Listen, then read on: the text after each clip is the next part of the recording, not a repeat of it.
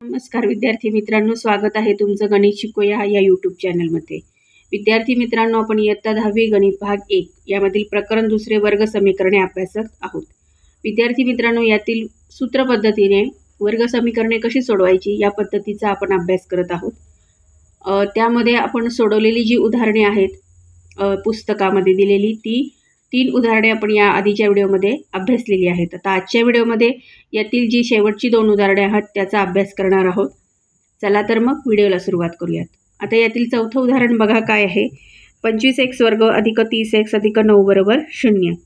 आता याची उकल बघा कशी करायची। 25x वर्ग अधिक 30x अधिक 9 बरोबर 0 या समीकरणाची तुलना आपल्याला ax वर्ग अधिक bx अधिक c बरोबर 0 याच्याशी करायची आहे।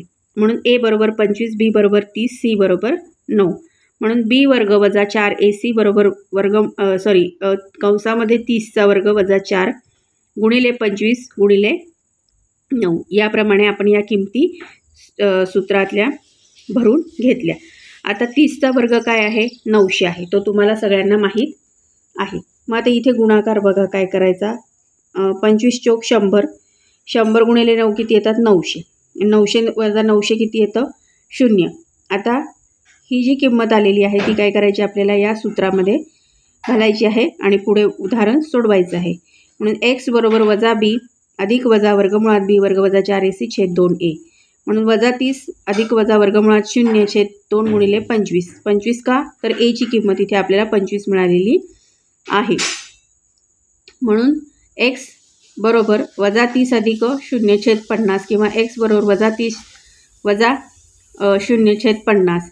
म्हणून x बरोबर वजा 30 छेद 50 किंवा x बरोबर वजा 30 छेद 50। म्हणून x बरोबर वजा 3 छेद 5 किंवा x बरोबर वजा 3 छेद 5। आता इथे लक्षात घ्या की 25x वर्ग अधिक 30x अधिक 9 बरोबर 0 या समीकरणाची दोनही मुळं काय आहेत, समान आहेत। आणि आणखीन एक गोष्ट इथे लक्षात घेण्यासारखी आहे की 25x वर्ग अधिक 30x अधिक 9 बरोबर 0 मध्ये हा 25 हा कुणाचा वर्ग आहे, तर तो 5चा वर्ग आहे।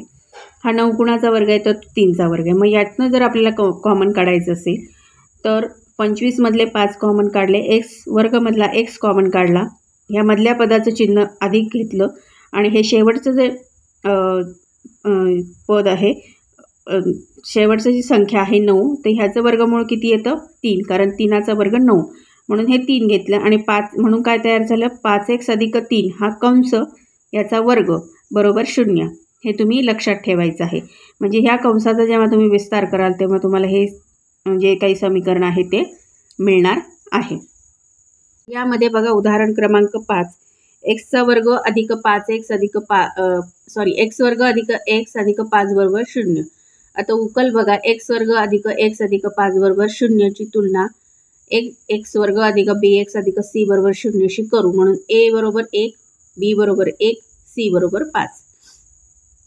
म्हणून b वर्ग वजा 4ac बरोबर या किमती लिहून घ्यायच्या। 1चा वर्ग वजा 4 गुणिले 1 गुणिले 5। म्हणून 1 वजा 4 पंचे 20 बरोबर वजा 19, कारण 20चं चिन्ह वजा आहे, आपण कायम मोठ्या संख्येचं चिन्ह देतो। x बरोबर वजा b अधिक वजा वर्गमुळात b वर्ग वजा 4ac छेद 2a। म्हणजे ह्या किमती आता ह्या सूत्रात भरायच्या आणि हे उदाहरण सोडवायचं। बरोबर वजा 1 अधिक वजा वर्गमुळात वजा 19 छेद 2 गुणिले 1। म्हणून बरोबर वजा 1 अधिक वजा वर्गमुळात वजा 19 छेद 2।